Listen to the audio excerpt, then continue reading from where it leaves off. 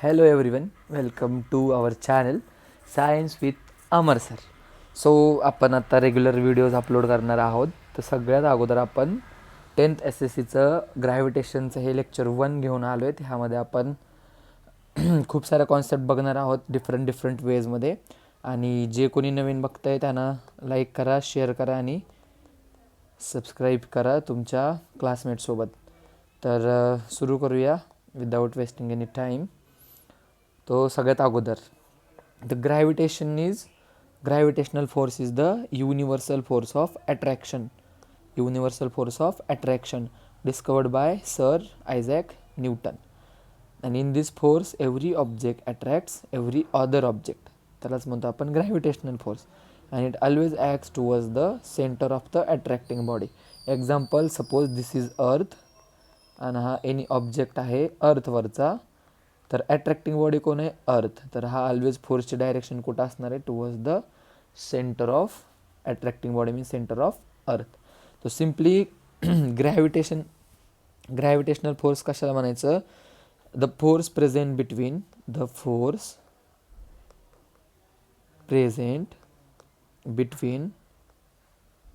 Any two objects in the universe. any two objects in the universe. Gravitation is a universal force. आता झालं हे युनिवर्सच्या केसमध्ये. The force present between any two objects in the universe, त्याला म्हणणार आपण gravitational force. आणि gravity कोणाला म्हणणार? द फोर्स विथ विच अर्थ attract the object towards itself. काय करणार आहे? अर्थ सगळ्या ऑब्जेक्टला स्वतःकडं अट्रॅक्ट करणार आहे टुवर्ड्स इटसेल्फ. त्याला म्हणणार आपण ग्रॅव्हिटी. दोन्हीमधला फरक काय आहे? सिम्पली ग्रॅव्हिटेशनल फोर्स ही कुठल्याही दोन ऑब्जेक्ट असतील युनिवर्समध्ये. तुम्ही घरात बसलाय, तुमच्या घराला बाजूला चेअर असेल, तुमच्या चेअर आणि टेबल असेल, ते दोन ऑब्जेक्ट युनिवर्समधले. त्याच्यामध्ये कुठला फोर्स असेल? Gravitational force. आणि अर्थवरचा कुठलाही ऑब्जेक्ट त्याच्यामध्ये काय असेल? ग्रॅव्हिटी. बेसिक आहे, लक्षात राहील. आणि पहिला रूल काय? It is a universal force. ते रूल असंच लिहिलं आहे. काय? युनिव्हर्सल फोर्स आहे. कुठला? Gravitational force. आणि ग्रॅव्हिटी अर्थ आणि अर्थवर कुठलाही ऑब्जेक्ट प्रेझेंट असेल त्यांच्यामधला फोर्स. नेक्स्ट आहे सेंट्रिपिटल फोर्स. ठीक आहे, बघा काय केलं. एक स्ट्रिंग घेतली आहे, ती स्ट्रिंग हातात आहे आणि त्याला एक स्टोन बांधला आहे आपण. आणि त्या स्टोनला करतोय आपण सर्क्युलर मोशनमध्ये फिरवतोय, गोल गोल गोल गोल गोल गोल along the circumference of circle. ठीक आहे, म्हणजे हा ऑब्जेक्ट कसा आहे? मोशनमध्ये अलॉंग द सर्कल. आणि ह्या ऑब्जेक्टवर जो फोर्स लागतो which is directed toward the centre of circle, त्याला म्हणतो आपण सेंट्रिपिटल फोर्स. दिले बघा. A force acted on a object moving along a circular path. हा सर्क्युलर पाथ आहे आणि हा ऑब्जेक्ट काय करतोय? मूव्ह होतो ह्या सर्क्युलर पाथवर. ह्या ऑब्जेक्टवर जो फोर्स लागतोय it is directed toward the centre. जिथं मी दोरी पकडली आहे तिथं काय फोर्स ॲक्ट होतो ह्या ऑब्जेक्टवर, त्याला काय म्हणायचं? Centripetal force. कुठलंही एक्झाम्पल घ्या. सपोज ही आपली अर्थ आहे, ठीक आहे, आणि अर्थच्या बाजूला कोण फिरतोय? हा मून. कोण फिरतोय? हा मून. तर मून पण कसा फिरतोय? Along a circular path. मग ह्या दोघांमध्ये जो फोर्स ऑफ अट्रॅक्शन आहे, अट्रॅक्टिंग बॉडी कोण आहे? अर्थ. तर अर्थनं जो फोर्स अप्लाय केला आहे ह्या मूनवर, तो फोर्स त्याची डायरेक्शन कुठं असणार आहे? अर्थच्या सेंटरकडं. म्हणून ह्या फोर्सला काय म्हणायचं? Centripetal force. सिम्पली एखादा ऑब्जेक्ट सर्क्युलर पाथमध्ये फिरतोय आणि त्यावर ॲक्ट होणारा फोर्स त्याची डायरेक्शन असते toward the centre of circle, त्याला म्हणतो आपण सेंट्रिपिटल फोर्स. डेफिनेशन आहे बघा, लर्न करायचे, पेपरमध्ये विचारतात, लिहिता आली पाहिजे. A force acted on a object moving along circular path directed towards the centre of circle is called centripetal force. आता तुम्हाला मी एक क्वेश्चन विचारतो. हा क्वेश्चन पेपरमध्ये पण विचारलेला आहे की why moon does not collide on earth. म्हणजे सिम्पली हा जो मून आहे, मून काय करतोय? मून गोल गोल फिरतोय, बरोबर. अर्थचा जर ग्रॅव्हिटेशनल फोर्स नसेल तर हा मून काय होईल? अर्थवर येऊन धडकेल. आणि मून पण काय करतोय? सतत ह्या डायरेक्शनमध्ये मूव्ह करत राहतोय. म्हणजे समजा ही दोरी आहे, ही दोरी जर मी सोडली तर हा ऑब्जेक्ट कुठं जाईल? ह्या डायरेक्शनमध्ये जाईल. जर ऑब्जेक्ट इथं असता तर ऑब्जेक्ट कुठल्या डायरेक्शनमध्ये गेला असता, ह्या डायरेक्शनमध्ये, हा डायरेक्शनमध्ये. म्हणजे सिम्पली हा ऑब्जेक्ट ॲसेलरेटेड आहे, ह्याची व्हेलॉसिटी काय आहे, चेंज होत राहते डायरेक्शन व्हेलॉसिटीची ही. नंतर इथं असतं तर इकडं, इथं असतं तर इकडं, इथं असतं तर इकडं. ह्याला म्हणतो आपण टँजेन्शियल व्हेलॉसिटी. कसली velocity, tangential velocity. Tangential velocity म्हणजे सिम्पली ह्या सर्कलच्या टँजंटच्या डायरेक्शनमध्ये. टँजंट म्हणजे काय, सर्कलच्या कुठल्याही पॉईंटवर आपण एक परपेंडिक्युलर लाईन काढतो रेडियसला, त्याला आपण म्हणतो टँजंट. आणि हा ऑब्जेक्ट जर आपण रिलीज केला तर त्या व्हेलॉसिटीनं काय करेल, टँजेन्शियल डायरेक्शनमध्ये निघून जाईल, बरोबर. म्हणजे हा फोर्स नसेल तर हा ऑब्जेक्ट इकडे निघून जाईल. आणि हा जर टँजेन्शियल व्हेलॉसिटी नसेल तर हा ऑब्जेक्ट काय करेल, हाताला येऊन धडकल आपल्या. मग मला सांगा मून कोलाईड का नाही होत, तर सिम्पल रिझन आहे. अर्थ काय करते, त्याला सेंट्रिपिटल फोर्सनं स्वतःकडे खेचून ठेवते. आणि मून काय करतोय, ऑलवेज त्याला व्हेलॉसिटी ऑलवेज पुढच्या मोशनमध्ये आहे चालू. ह्या दोन्ही मोशनचा कंबाईन इफेक्ट होतोय आणि मून काय होत नाही, त्याला अर्थला येऊन धडकत नाही. सिम्पल तुम्ही फुगडी खेळायचं उदाहरण घ्या. फुगडी माहिती आहे सगळ्यांना, काय माहीत नाही कॉमेंट करा. दोघं जण असतात, ठीक आहे, आणि या दोघांच्या हात एकमेकाला पकडलेले असतात. दोघं काय करत असतात, मी समजा इकडं मी आहे अमर सर, आणि इकडे समजा कोणीतरी आहे XYZ, कोणीतरी आहे तुमचं तुम्ही समजून घ्या, ठीक आहे, XYZ. तर आम्ही फुगडी खेळताना मी काय करेल, मी माझ्या साईडला पुल करेल समोरच्या व्यक्तीला माझ्या साईडला, आणि समोरची व्यक्ती काय करेल, मला स्वतःकडे पुल करेल. म्हणजे आमच्या दोघांची फोर्स एकमेकांकडे आहे आणि मी हा गोल गोल फिरतोय असा, करेक्ट. म्हणजे जोपर्यंत ही व्यक्ती मला स्वतःकडे ओढून ठेवते आणि मी असा मोशनमध्ये आहे, तोपर्यंत मी काय होईल, असा गोल गोल फिरत राहील. ज्या वेळेस ही व्यक्तीचा फोर्स निघून जाईल मी एस्केप करेल, किंवा मी जर जोरात फिरायला लागलो तर मी पण ह्या व्यक्तीचा फोर्स तोडून निघून जाईल. सिम्पली हेच रिझन आहे. मग अर्थ मूनला अट्रॅक्ट करते with centripetal force, with gravitational force. आणि मून काय करतोय, ऑलवेज कशामध्ये आहे, मोशनमध्ये आहे, पुढं पुढं जात जातोय. त्यामुळं मून काय करतोय, एका ऑर्बिटमध्ये फिरतोय, अर्थवर येऊन कोलाईड होत नाही. साधं रिझन, हे फॉर्म्युला दिला F=mv²/r. ह्याला म्हणतो आपण सेंट्रिपिटल ॲक्सिलरेशन. त्याचा फॉर्म्युला असतो v²/r. r म्हणजे रेडियस, v म्हणजे त्याची व्हेलॉसिटीचा स्क्वेअर, आणि सेंट्रिपिटल फोर्स काय, Fc, ॲक्टेड टुवर्ड्स द सेंटर. इथं m म्हणजे मास आहे, v म्हणजे व्हेलॉसिटी, r म्हणजे रेडियस. हा फॉर्म्युला तुम्हाला कुठंच विचारला जात नाही, नोट्समध्ये आहे म्हणून मी तुम्हाला सांगतोय. जास्त एक्सप्लेनेशनची काही गरज नाही, त्याला तुम्ही इग्नोर करू शकता. नेक्स्ट आहे Kepler's law of planetary motion. Kepler नावाचा सायंटिस्ट होता, योहानस केप्लर. त्याचं नाव असं लिहितात जे पासून, योहानस केप्लर, पण त्याचं प्रोनाउन्सिएशन काय आहे, योहानस केप्लर लिहितात जे पासून. तर ह्यानं काय केलं तर प्लॅनेटरी मोशन म्हणजे सिम्पली प्लॅनेट काय करतात, सनच्या भोवती फिरतात. तर त्यांचे मोशन कसे असेल त्या रिलेटेड किती लॉ सांगितलेत, 3 लॉ सांगितलेत. Kepler's first law, second law आणि थर्ड लॉ.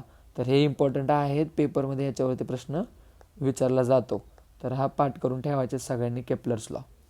तर सगळ्यात अगोदर समजा आपण एक असा शंकू घेतला, ठीक आहे, त्याला असा मधून कट केला, तर तो कसा कट होणार आहे, असा. ह्याला म्हणतो आपण इलिप्टिकल ऑर्बिट. काय म्हणतो आपण ह्याला, इलिप्टिकल ऑर्बिट.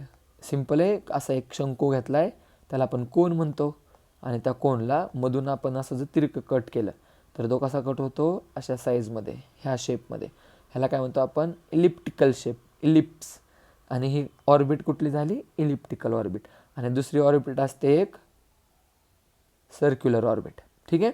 मग सिम्पल काय सांगतोय, ज्या वेळेस एखादा प्लॅनेट, बघा इथं दिले, हा सन आहे आणि हा एक प्लॅनेट आहे. सपोज एक कुठला प्लॅनेट आहे, हा अर्थ आहे समजा.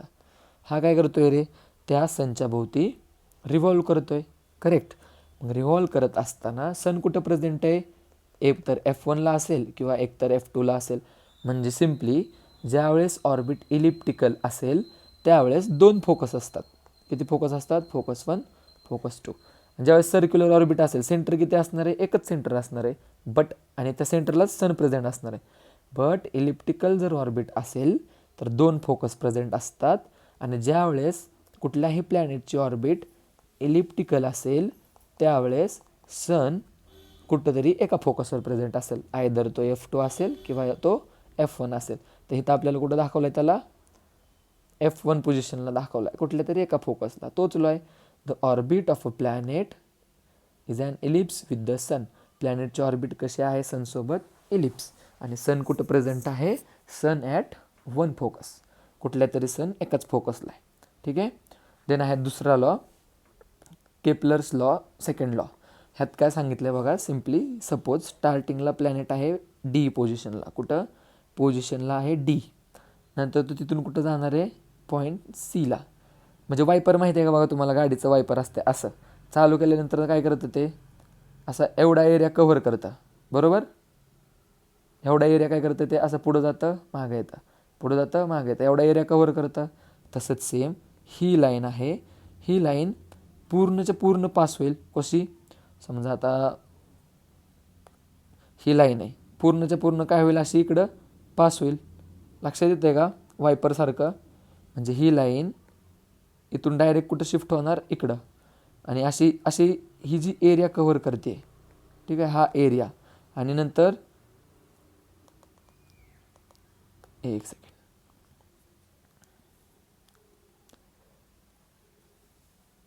बघा एकदम सिम्पल.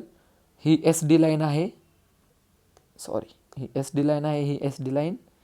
ती एस डी लाईन काय करणार आहे, शिफ्ट होणार आहे. म्हणजे इथून ही लाईन डायरेक्ट अशी अशी अशी अशी अशी काय होईल, इथपर्यंत शिफ्ट होईल इक्वल टाईम. समजा इथं काहीतरी 1 मंथ असेल, किती असेल 1 मंथ. एका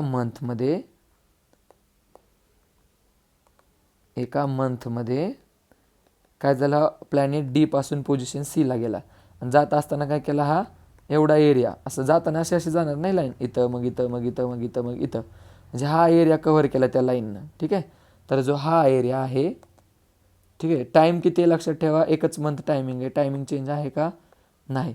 म्हणजे ही लाईन स्वीप झाली एस डी पासून एस सीपर्यंत, तर काय करेल, area of arc D S C एवढं कव्हर करेल. नाव आता तोच प्लॅनेट कुठं आहे, बी पोझिशनला आहे, तो बी पोझिशनवर कुठे गेला, ए पोझिशनला. तिथं पण काय करेल तो, ही लाईन शिफ्ट होणार आहे, तर एवढा area A S B cover करेल, एरिया ए एस बी. आणि इथं ही टाईम एकच मंथ असेल, तर हा दोन्ही एरिया काय असतो, इक्वल असतो. म्हणजे सिम्पली ही लाईन कोणाला जॉईन करते, सन आणि प्लॅनेट. ही स्वीप होणार, इकडून इथपर्यंत जाणार, अशी एक एक एक एक थोडं थोडं चेंज होत स्वीप झाली. एका महिन्यात एवढा एरिया कव्हर केला, केवढा, हा वाला सी एस डी एरिया. आणि नंतर बी पासून एपर्यंत जाताना एका महिन्यात ए एस बी एवढा एरिया कव्हर केला. तर लक्षात ठेवायचं, टाईम इक्वल असेल तर त्यांनी कव्हर केलेला हा एरिया पण सेम असेल. जसं वायपर आहे बघा, असा वायपर असतो बरोबर सेंटरला, असं तुमच्या गाडीच्या काचेला. तो चालू केला काय करतो, इकडं जातो इकडे येतो, इकडे जातो इकडे येतो, म्हणजे हा एवढा एरिया कव्हर करतो येतो. सेम ही लाईन पण इथून इकडं जाते, एवढा एरिया कव्हर करते. ही पण लाईन इथून अशी पास होत होत होत इथपर्यंत गेली. मग एका महिन्यात म्हणजे सेम टाईम इंटरवलमध्ये हा एरिया पण काय कव्हर करणार, सेम एरिया कव्हर करणार. त्यालाच लिहिले आपण, the line joining the planet and the sun, the line joining the planet and the sun sweeps equal area in equal intervals of time. Equal टाईमात equal area sweep होणार, म्हणजे पुढं जाणार. ठीक आहे. देन आता बघा थर्डमध्ये मला सांगा सिम्पली, आता इथं ऑर्बिट दाखवली आपल्याला सर्क्युलर, पण समजा हे इलिप्टिकल ऑर्बिट आहे, ही वाली डायग्राम समजा. तर ह्या वाल्या डायग्राममध्ये बघा, आता प्लॅनेट कुठं आहे, डी पोझिशनला, ही काय त्याची समजा R1. देन आता प्लॅनेट समजा मी इकडं काढतोय बघा, इथं आहे समजा इथं पी पोझिशन, हे असेल डिस्टन्स R2, आणि प्लॅनेट गेला इकडं, इथं काय असेल R3. म्हणजे इलिप्टिकल ऑर्बिटमध्ये रेडियस सेम राहते का, नाही राहत. मग आपण त्याचा काढणार ॲव्हरेज.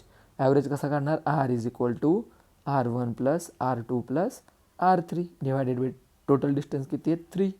म्हणजे ॲव्हरेज मीन डिस्टन्स काय झालं, स्मॉल r. ठीक आहे. स्मॉल r कोण आहे, mean distance between planet and sun, mean distance between planet आणि सन. आणि हा प्लॅनेट एक चक्कर पूर्ण मारायला, एक रिव्होल्यूशन कंप्लीट करायला जो टाईम घेतो त्याला म्हणतो आपण टी, म्हणजेच time period to complete 1 revolution. Time period to complete 1 rev लिहितो, रिव्होल्यूशन लक्षात ठेवा. ठीक आहे. हा लॉ काय सांगतो हा जो टाईम आहे जो ह्याला एक येडा पूर्ण करायला लागणार आहे त्याचा स्क्वेअर डायरेक्टली प्रोपोर्शनल असतो ह्याच्यामध्ये जी डिस्टन्स आहे आर मीन डिस्टन्सच्या क्यूबशी. लक्षात येतं आहे, टाईम पिरियडचा square directly proportional to cube of mean distance. Okay, the square of the period of revolution T is directly proportional to the cube of the mean distance between the planet and सन.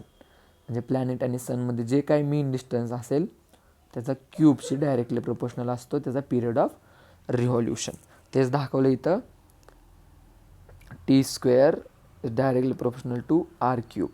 आपण काय करतो, हे sign of proportionality आहे. कोण आहे हे? Sign of proportionality, प्रोपोर्शनॅलिटीचं sine आहे. तर हे प्रोपोर्शनॅलिटीचं साईन रिमूव्ह करण्यासाठी आपण घेतो प्रोपोर्शनॅलिटी कॉन्स्टंट, किंवा सिम्पली काय घेतो आपण, कॉन्स्टंट घेतो. मग इथं आपण कुठला कॉन्स्टंट घेतला आहे? के. कुठला कॉन्स्टंट घेतला आहे? के. मग फॉर्म्युला तयार झाला आहे T square divided by R cube is equal to K. आणि लक्षात ठेवा हे केची व्हॅल्यू असते 1. केची व्हॅल्यू असते 1. होपफुली सगळ्यांना लॉ समजले असतील. पहिला लॉ आहे the orbit of a planet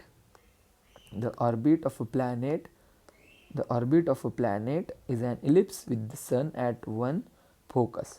बुकमध्ये दिले the orbit of a planet is an ellipse with the sun at one of the foci. दोन्हीपैकी एका फोकसवर असेल. फोकाय म्हणजे प्लुरल आहे आणि फोकस म्हणजे सिंग्युलर आहे. ठीक आहे. The line joining the planet and sun sweeps equal area in equal intervals of time. आणि third, the square of period of revolution is directly proportional to the cube of mean distance between the planet and the sun. T square is directly proportional to R cube. Constant घेतला, sign of proportionality काढून T square divided by R cube is equal to K. आणि केची value काय असते? Always 1. Got it? Next, Newton's universal law of gravitation. Newton's universal law of gravitation. 2 object दिलेत बघा. हा एक छोटा ऑब्जेक्ट आहे, हा बी ऑब्जेक्ट आहे. ए ऑब्जेक्टचं मास दिलं आहे M1, बी ऑब्जेक्टचं मास दिलं आहे M2. आणि आपल्याला माहिती आहे ग्रॅव्हिटेशनल फोर्स म्हणजे काय? युनिव्हर्समध्ये कुठलेही दोन ऑब्जेक्ट प्रेझेंट असतील त्यांच्यामध्ये जी फोर्स ऑफ अट्रॅक्शन आहे त्याला म्हणतो आपण gravitation or gravitational force. Correct. मग ह्या ऑब्जेक्टचं मास आहे M1, ह्या ऑब्जेक्टचं मास आहे M2, आणि त्या दोघांमध्ये डिस्टन्स किती आहे? D एवढा. तर लॉचं स्टेटमेंट बघा, every object in the universe attracts every other object with a definite force. काय करेल? हा ऑब्जेक्ट ह्या ऑब्जेक्टला काय करणार आहे? अट्रॅक्ट करणार आहे विथ डिफिनाइट फोर्स. आणि हा पण ह्याला काय करेल? डिफिनाइट फोर्सनं अट्रॅक्ट करेल. मग दॅट फोर्स, अट्रॅक्शन जो फोर्स आहे अट्रॅक्शनचा तो force is directly proportional to product of masses. म्हणजे हा जो फोर्स असेल दोघांमधला तो डायरेक्टली प्रोपोर्शनल कशाशी? M1 into M2 product of their masses, म्हणजे त्यांच्या मासचा product. Okay. And inversely proportional to square of distance between them. Inversely proportional to square of distance between them, म्हणजे त्या दोघांमध्ये जो डिस्टन्स आहे त्याच्या स्क्वेअरशी इनव्हर्स प्रोपोर्शनल आहे. मग काय आलं? F is directly proportional to M1 M2, आणि काय आलं? F is indirectly proportional to 1/d². बघा F सेम आहे, मग आपण ह्याला असंच लिहू शकतो, F is directly proportional to M1 M2 divided by d². परत इथं कोण आलं आहे? Sign of proportionality. परत इथं कोण आला? हा साइन ऑफ प्रोपोर्शनॅलिटी. ह्याला काढून टाकण्यासाठी आपण घेणार कॉन्स्टंट. मग आपण कुठला कॉन्स्टंट घेतला आहे? Capital G. कुठला कॉन्स्टंट घेतला आहे? Capital G. आणि कॅपिटल Gला म्हणतात युनिव्हर्सल ग्रॅव्हिटेशनल कॉन्स्टंट. काय म्हणतात? Universal gravitational constant. Universal gravitational constant. आणि जीची व्हॅल्यू असते 6.673 इंटू 10⁻⁻11 न्यूटन मीटर स्क्वेअर पर kg². लक्षात राहील ही व्हॅल्यू, लक्षात ठेवायची जीची व्हॅल्यू. फॉर्म्युला तयार झाला. मग F is equal to G M1 into M2 divided by d². हा फॉर्म्युला न्यूमेरिकलसाठी यूज करायचा. आपण 3rd लेक्चरमध्ये न्यूमेरिकल्स बघणार आहोत. सॉल्व प्लस एक्झरसाइजमधले पण, त्यावेळेस तुमच्या लक्षात येईल हा फॉर्म्युला कसा यूज करायचा. त्यानंतर 2 केस दिलेत बघा. If mass is double force is also double. बघा मी सांगतो आता. हे समजा हे M1 आहे, ह्या M1ला काय केलं आपण, समजा 2M1 केलं, तर फॉर्म्युला काय येईल, F is equal to G, नवीन फोर्स, ठीक आहे, F is equal to G 2M1M2 divided by D square. मग काय फॉर्म्युला तयार होईल, Fn is equal to 2 GM1M2 divided by D square. मग हा फॉर्म्युलाच काय आपल्या मेन फोर्सचा फॉर्म्युला आहे. म्हणजे नवीन फोर्स काय असेल, 2 इंटू F. म्हणजे जर आपण कुठल्याही एका ऑब्जेक्टचं मास डबल केलं तर फोर्स पण काय होणार, डबल होणार. ह्या केसवर MCQमध्ये क्वेश्चन येतो, तर हे केस दोन्ही व्यवस्थित लक्षात ठेवा. समजलं नसेल तर एकदा रिवाइंड करून बघा. आता मी सांगतो तुम्हाला दुसरी केस, ठीक आहे. तुम्हाला मी सांगतो केस 1 काय होती. केस 1, जर मास डबल केला तर फोर्स पण काय होणार, डबल होणार, बरोबर. M1 M2 दोन ऑब्जेक्ट, त्यांच्यामध्ये डिस्टन्स D, बरोबर. M1चं काय केलं तर 2M1 केलं तर ते पाठीमागं सोडवले बघा. आता आपल्याला डिस्टन्स काय करायचं आहे, 2D करायचं आहे. मग फॉर्म्युला काय होईल, F is equal to G M1 M2 divided by 2D whole bracket square, correct. Solve केल्यावर येईल F is equal to G M1 M2 divided by 2चा स्क्वेअर 4 Dचा स्क्वेअर D. परत बघा F इज इक्वल टू काय येईल, G M1 M2 divided bye हे 1/4 divided by D square. म्हणजे हा फॉर्म्युला परत कशाचा आला, ओरिजिनल फोर्सचा. F नवीनवाली काय आली, 1/4 इंटू F. म्हणजे F/4 म्हणजे जर आपण डिस्टन्स डबल केलं तर फोर्स अफेक्ट होणार बाय फॅक्टर ऑफ 4. लक्षात येतं आहे का. बघा ह्याच्यावर क्वेश्चन येतो, हे तुम्हाला MCQमध्ये देतात आणि ह्या 2Dला असा डब्बा असतो. 2D तुम्हाला ओळखायचं असतं काय, मग तुम्हाला 2D ओळखायला लागतं. सांगतात ते, if we double the mass, मग what will be the force, है ना. तर फोर्स काय होईल, F is equal to F/4 होईल. F new is equal to, म्हणजे सिम्पली जर आपण डिस्टन्स डबल केलं तर फॅक्टर अफेक्ट होणार फोर्स बाय 4. इथं जर आपण 3D केला तर ॲन्सर काय येईल रे, इथं 3D, इथं येणार 9D स्क्वेअर, म्हणजे 1/9 इंटू ओरिजिनलवाली फोर्सचा फॉर्म्युला. म्हणजेच फोर्स कितीने अफेक्ट झाली, फॅक्टर ऑफ 9. लक्षात आले, होपफुली लक्षात आलं असेल. काय डाऊट असेल तर मला कमेंटमध्ये विचारा. देन नेक्स्ट, हे व्हॅल्यूज आहेत काय तुम्हाला लक्षात ठेवायच्यात. युनिव्हर्सल ग्रॅव्हिटेशनल कॉन्स्टंट G, त्याची व्हॅल्यू किती, 6.67 into 10⁻11 Newton metre square per kg square. Per kg स्क्वेअरला असं लिहू शकतो आपण इंडायसेसच्या रूलनुसार, 1/a⁻m असेल तर त्याला आपण a⁻m लिहू शकतो. म्हणजे इथे काय होतं, newton metre square per kg square होतं. ह्याला मी असं लिहू शकतो, newton metre square kg square -2. ठीक आहे, बेसिक खूपच झालं, ह्याची काही लक्षात ठेवायची गरज नाही तुम्हाला. व्हॅल्यू पाठ करून ठेवा. रूल काय बघा, constant everywhere in the entire universe, म्हणजे जीची व्हॅल्यू कुठंच चेंज होणार नाही. सांगितलं आहे मी अगोदरच, काय आहे, कॉन्स्टंट आहे, कॉन्स्टंटची व्हॅल्यू चेंज होत नाही. त्यानंतर दिलं आहे M म्हणजे कोण आहे, मास ऑफ अर्थ. ही व्हॅल्यू तुम्हाला पाठ पाहिजे, मास ऑफ अर्थ 6 इंटू 10⁻24 kg. आणि नंतर आहे R म्हणजे रेडियस ऑफ अर्थ, 6.4 इंटू 10⁻6 मीटर. त्यानंतर हे बघा पॉईंट आहे ॲसेलरेशन ड्यू टू ग्रॅव्हिटी. सिम्पल बघा, समजा एखादा ऑब्जेक्ट असेल, काय एखादा ऑब्जेक्ट असेल, एक सेकंड, समजा इथे एक ऑब्जेक्ट आहे, ठीक आहे. ह्या ऑब्जेक्टला मी फोर्स लावला, ह्या ऑब्जेक्टला मी काय केलं, फोर्स लावला, तर हा ऑब्जेक्ट काय होणार आहे, पुढं जाणार आहे. म्हणजेच काय होणार आहे, ॲसिलरेट होणार आहे. ॲसिलरेट होणार आहे, ॲसिलरेट म्हणजे काय, चेंज इन व्हेलॉसिटी. इथं 0 होती, इथं काहीतरी असेल समथिंग, करेक्ट. म्हणजे काय झाला, व्हेन आपण फोर्स लावतोय ऑब्जेक्ट काय होतोय, ॲसिलरेट होतोय. आता हेच केसमध्ये बघा, समजा ही आपली अर्थ आहे, इथं एक ऑब्जेक्ट आहे आणि मी हा ऑब्जेक्ट इथून आपण सोडून देतोय. हा ऑब्जेक्टला आपण हातात पकडलं आहे, तोपर्यंत काय होतं आहे, मस्क्युलर फोर्स अपवर्ड डायरेक्शनमध्ये लागते, ग्रॅव्हिटेशनल फोर्स डाऊनवर्डमध्ये लागतो आहे. काय होते, हे बॅलन्स होते. पण मी हात काढून घेतला की ऑब्जेक्ट कुठं जाणार आहे, अर्थकडे जाणार आहे. मग हा ऑब्जेक्ट कुणामुळं ॲसेलरेट झाला, ड्यू टू ग्रॅव्हिटी. कोणामुळे ॲसेलरेट झाला, ग्रॅव्हिटीमुळं. ग्रॅव्हिटी नसती तर हा आपण सोडल्यानंतर ऑब्जेक्ट खाली गेला असता का? नसता गेला. म्हणजे सिम्पली ज्यावेळेस आपण हातातून ऑब्जेक्ट सोडतोय तो कुठं जाणार आहे? खाली जाणार आहे. कुणामुळे जाणार आहे? ग्रॅव्हिटीमुळे जाणार आहे. म्हणजे ह्याची व्हेलॉसिटी चेंज झाली, ॲसिलरेट झाला. कुणामुळे ॲसिलरेट झाला? ग्रॅव्हिटीमुळे ॲसिलरेट झाला. म्हणून ह्याला म्हणतो आपण small G acceleration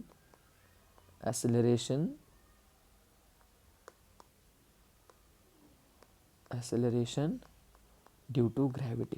acceleration due to gravity. ठीक आहे, तेच दिलं इथं. Acceleration due to gravity. काय असतं formula? G is equal to GM/r². Value असते 9.8. Rule: independent of the following objects mass but changes based on location directed towards the earth of centre. म्हणजे काय सांगतंय? ह्या ऑब्जेक्टचं मास काही पण असू द्या, ॲसिलरेशन ड्यू टू ग्रॅव्हिटी, जीची व्हॅल्यू चेंज होणार नाही. लक्ष येत आहे? म्हणजे हे तर मास तुम्ही 10 किलो घ्या, 100 किलो घ्या, ह्याचं ॲसिलरेशन जे आहे खाली जाणार ते ऑलवेज 9.8 मीटर पर सेकंडच्या आसपासच येणार. प्लेस नाही चेंज केलं तर एवढंच येणार. बट प्लेस चेंज केलं तर जीची व्हॅल्यू चेंज होणार आहे. ठीक आहे, तर का चेंज होणार आहे आपण पुढे बघणार आहेत. त्याआधी बघा ॲसिलरेशन ड्यू टू ग्रॅव्हिटीचा फॉर्म्युला कसा मिळतो आपल्याला. तो ह्यांनी जो दिला आहे ना इथं, हा GM/r², तो कसा येतोय बघा, लक्ष द्या. सगळ्यात पहिल्यांदा derivation for the value of G. F is equal to काय? Mass into acceleration. Equation number 1. Newton's second law of motion. Last year होता, the rate of change of momentum is proportional to applied force. Rate of change of momentum आलता MA, तो directly कशाशी proportional होता? फोर्सशी. ठीक आहे, म्हणजे F is equal to मा, हा फॉर्म्युला आला होता. नंतर हा दुसरा फॉर्म्युला बघा, F is equal to GM1m2 divided by d². हा आहे न्यूटन्स युनिव्हर्सल लॉ ऑफ ग्रॅव्हिटेशनचा फॉर्म्युला, जो आता आपण पाठीमागं बघितला. From equation 1, equation 2. दोघांची LHS काय आहे? सेम आहे. तर RHS पण काय असेल दोघांची? सेम. म्हणून हे MA इथं ठेवलं is equal to GM1m2 divided by d². आता मला हे झालं नॉर्मल फॉर्म्युला झाले आपले. पण अर्थ आणि ऑब्जेक्टच्या केसमध्ये हे अर्थचं मास काय लिहितो आपण? Capital M. त्याच्यावर जो ऑब्जेक्ट आहे त्याचं काय लिहिणार? Small m. आणि ॲसिलरेशन काय असणार ह्या ऑब्जेक्टचं? G. म्हणजे काय असणार? Acceleration due to gravity. Acceleration due to gravity. तेच लिहिले. नाव for the earth, mass of earth is m and distance between earth and object is the radius of earth, that is r. आणि A is equal to काय असेल? Acceleration due to gravity. मग काय केलं? हे m as it is. Acceleration म्हणजे G असणार आहे. आणि G एक मास आहे अर्थचं, दुसरं मास आहे m ऑब्जेक्टचं. मग हे स्मॉल m आणि हे m स्मॉल कॅन्सल होईल, कारण हे इकडे मल्टिप्लाइड बायमध्ये हे इकडे गेले की होणार डिवायडेड बाय m. मग हे mला m कॅन्सल होणार. ठीक आहे, लक्षात येत आहे? मग नंतर काय झालं? mला m कॅन्सल झाल्यावर राहिलं काय formula? G is equal to GM/r². मग जीची व्हॅल्यू आता शिकलो होतो आपण, 6.67 इंटू 10⁻11 इंटू मास 6 इंटू 10⁻24 आणि radius 6.4 into 10⁻6 bracket square. Value काय आली? 9.77 मीटर पर सेकंड. कॅल्क्युलेशन केलेलं आहे का? नाही. कारण कॅल्क्युलेशन का नाही करायचं? कॅपिटल G म्हणजे कोण? Universal constant. चेंज होणार आहे का? अजिबात नाही. M म्हणजे कोण? मास ऑफ अर्थ. चेंज होणार आहे का? अर्थचं मास चेंज होणार आहे का? नाही. आणि अर्थची रेडियस पण चेंज होणार आहे का? नाही. म्हणून आन्सर ऑलवेज हेच येणार आहे, 9.77. त्यामुळे तुम्ही पेपरमध्ये आल्याच्या नंतर जीचा फॉर्म्युला लिहायचा, GM/r². आहे अशी व्हॅल्यू पुट करायची आणि आन्सर लिहायचं. ज्याला प्रॅक्टिससाठी कॅल्क्युलेशन करायचं असेल तर स्किप करू नका. प्रॅक्टिस पण इम्पॉर्टंट आहे. माझं फक्त सोपं सांगायचं काम आहे. प्रॅक्टिस तुम्ही करू शकता, करायलाच पाहिजे. ठीक आहे. त्यानंतर बघा, आता हे इम्पॉर्टंट आहे, ह्याच्यावर तुम्हाला प्रश्न येऊ शकतो. काय आहे point? Variation in the value of G. Variation in the value of G म्हणजे जीची व्हॅल्यू चेंज होती. आपण बघा इथंच मी पॉईंट सांगितला होता तुम्हाला एक, but changes based on the location. मासवर डिपेंड नाही, पण लोकेशनवर काय जीची व्हॅल्यू डिपेंड आहे. मग आता ती कशी बघा. तर सगळ्यात पहिल्यांदा आहे अर्थ. सगळ्यात पहिल्यांदा कुठं आहे? अर्थ. तर अर्थवर काय होतं आहे? Due to rotation of earth around its own axis it bulges at equator and flatten at poles.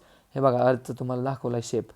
He equator आहे, तुम्ही शिकला असाल. हा इक्वेटर दिसतोय, हा इक्वेटर. याला मराठीत आपण म्हणतो विषुववृत्त. विषुववृत्त काय म्हणतो? विषुववृत्त म्हणजे कोण? इक्वेटर. मग काय करते अर्थ? हा अर्थचा ॲक्सिस आहे. इथंच काय करणार आहे? गोल गोल गोल गोल गोल गोल फिरते. म्हणून काय झाले? इक्वेटरला थोडीशी फुगले, त्यालाच म्हणतो आपण बल्जेस ॲट इक्वेटर. आणि पोल्सला काय झाली? हे पोल आहे. कोण आहे? हा पोल आहे, नॉर्थ. आणि इकडं खाली साऊथ. तर नॉर्थ पोलला काय झाली? थोडीशी फ्लॅट. इक्वेटरला काय झाली? थोडीशी बल्ज. बल्ज म्हणजे फुगली आहे. आपल्याला माहिती आहे जीचा फॉर्म्युला काय आहे? GM/r². रेडियस वाढले, जीची व्हॅल्यू होणार कमी. रेडियस वाढली, जीची व्हॅल्यू होणार कमी. आणि रेडियस कमी झाले की जीची व्हॅल्यू वाढणार. मग मला सांगा आता रेडियस कमी कुठं आहे? इक्वेटरला की पोलला? इक्वेटरला की पोलला? सांगा. इक्वेटरला रेडियस लार्जर आहे आणि लॉंगेस्ट पण म्हणू शकता. आणि इथं कसे आहे? शॉर्टर आहे. मग जिथं शॉर्टर असेल तिथं जीची व्हॅल्यू असणार कमी का जास्त? सॉरी, जास्त. तिथं काय असणार? जीची व्हॅल्यू जास्त. म्हणजे पोलला किती दिले? मग पोलला व्हॅल्यू 9.832. रेडियस कमी, ॲसेलरेशन ड्यू टू ग्रॅव्हिटी जास्त. इक्वेटरला काय असेल? 9.78. इथं लिहिले बघा, G at the poles 9.832. Radius is minimum, so G is maximum. आणि ॲट इक्वेटरला दिलं आहे G is equal to 9.78. Radius is maximum, so G is minimum at equator. Hopefully हे समजलं असेल. समजलं नसेल तर थोडं परत एकदा ऐका, समजून जाईल. सेकंड आहे चेंज विथ हाईट. म्हणजे हाईटला जाईल तसं काय होईल? परत रेडियस वाढली तर जीची व्हॅल्यू काय होणार आहे? कमी होणार आहे. मग बघा इथून वरती गेलो आपण आरपर्यंत. जसं जसं अजून वर जाणार आहे तसं इथं R+H हाईट काय होणार आहे? वाढणार आहे. म्हणजे आरची व्हॅल्यू वाढणार आहे. म्हणून काय होतं आहे? डिक्रीजेस जीची व्हॅल्यू. इथं दिले बघा, as height increases distance from center increases, G decreases. सेंटरपासून डिस्टन्स वाढत गेलं म्हणजे आरचा नंबर वाढला, जीचा नंबर कमी होणार. लक्षात येतं आहे? आर म्हणजे काय? Distance from centre.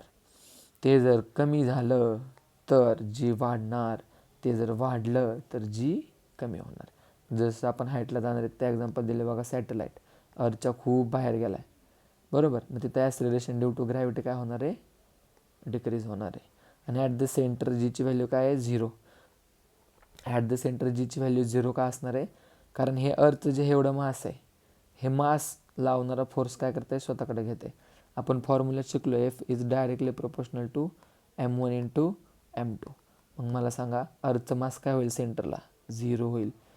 मग ॲसेलरेशन ड्यू टू ग्रॅव्हिटी पण काय होईल? 0. आता थर्ड बघा, change with depth. As depth increases G decreases.